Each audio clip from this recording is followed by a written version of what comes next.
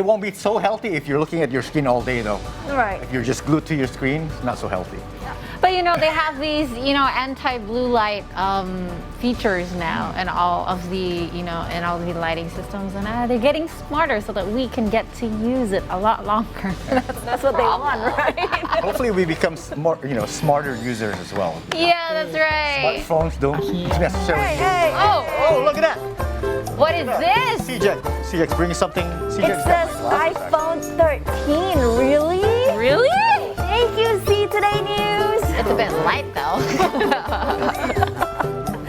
So we're literally unboxing some boxes. Thank you, CJ. That's labeled iPhone 13. All right. All right. All right. Oh, look at I that. love this. Wow. Wow. It fits right in my hands. Yeah. Perfect. This is the best Ooh, unboxing look at ever. that. Uh-huh. Yes, you like it, right? It looks different from my iPhone 11 and iPhone 12 because iPhone 11 and iPhone 12, the camera is different. It's diagonal now because it used to be like... Right. So before you wait in long queues for the latest iPhone, iPad, or Apple Watch, or one of these, let's first talk with Dedi Irvan from Jagat Review. Hi, Dan. Hi, Didi. Hi, how are you? Hi, So guys. good. So good. We'd be better if we actually have the actual phones here. So, Dedi, what does Apple have to offer to create such a buzz in the smartphone market every time it releases a new phone, such as the iPhone 13? Well, every iPhone has always been the most anticipated gadget. Apple basically created the trend in tech industry, especially for phones and tablets, right? So a smartphone with only touchscreen interface, remember? First Yeah. one was Yeah. iPhones, right? Right. All the other ones are always using the pen or stylus, right? Right. Yeah. And then after that, everybody's starting to make the same thing, phone with a touch screen. And then remember, well, you still have it, the camera notch. First time Apple used the camera notch, and then suddenly everybody is using the camera notch. Right? And what about those huge-eyed camera? The one you call the boba, this one, Oh, yeah? yeah. Right. The boba. And then suddenly everybody is using that. Yes. So they're the trend makers. So everybody's waiting and examining their latest product, trying to find the new thing that will be the trend in the market or in the tech industry. And on top of that, as you said, they all come with A15 Bionic chips. That is considered the fastest chip for smartphones right now. Wow. Okay. Wow. So the iPhone 13 is said to have longer battery life and more stable camera, which is so important nowadays. But is there any other improvement from the iPhone 12 that users need to consider before purchasing one? Well, I myself use an iPhone 12. This is a Pro Max. So basically what they have in Pro Max, they copied it into the iPhone 13 Pro. So the stabilization and everything is being copied to the 13 Pro. So what is interesting is that actually right now, this 13 Pro is very interesting right now. The battery life, well, it adds a little bit more, like 2.5 hours, 1.5 hours. But if you are not using like the iPhone 13, if you're not using the iPhone 13, the 13 Pro Max would have not so much difference in comparison to the iPhone 12 version, because the 12 Pro and 12 Pro Max is already quite okay considering battery. For me, I only charge once a day.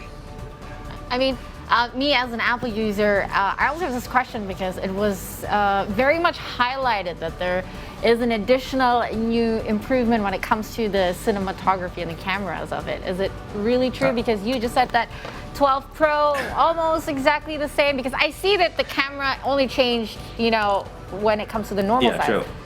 Because 12 is still like, straight line, and the 12 and the 13 is now diagonal. That's basically the only change. But the Pro Max still has like 3 cameras. So are there really significant changes? Because we can already record 4K with just an iPhone 11. True.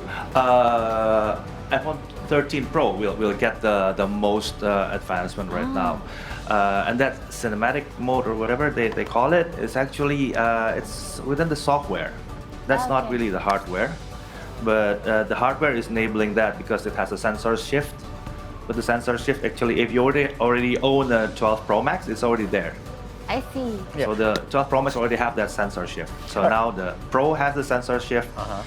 But unfortunately, the iPhone 13 and 13 mini doesn't have the sensor shift. Okay, Daddy, Apple is So, predicted to launch its augmented reality glasses with the electric Apple Car. What are your thoughts about that?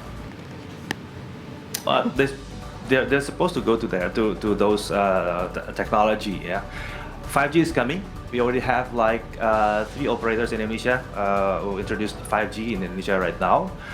Almost every country in the world will be having 5G. That allows for augmented reality glasses and even autonomous car technology to advance furthermore because of the 5G itself. As for electric cars, well, as long as Apple wants to make an autonomous one, might as well make it an electric car, right? Autonomous electric car. Okay. So, but we still have to see whether Apple can also lead the technology trend in electric cars. All right, as a tech reviewer, let's hear it. All right, so I don't use iPhone. I'm Android user. So which iPhone series do you best recommend if I wanted to convert to iPhone? Well, I usually don't say that you have to convert, though. But then again, because it's kind of a little bit hard to convert between ecosystem, Yes. unless you're not really heavily invested in one ecosystem. Right. But then again, there's an iPhone for everybody actually. If you wanna grab something normalish, I guess it's the iPhone 13. And probably it's the most prominent because of the position of the camera. As you said, it was diagonally positioned right now, right? If you want the small one, there's the iPhone 13 minis.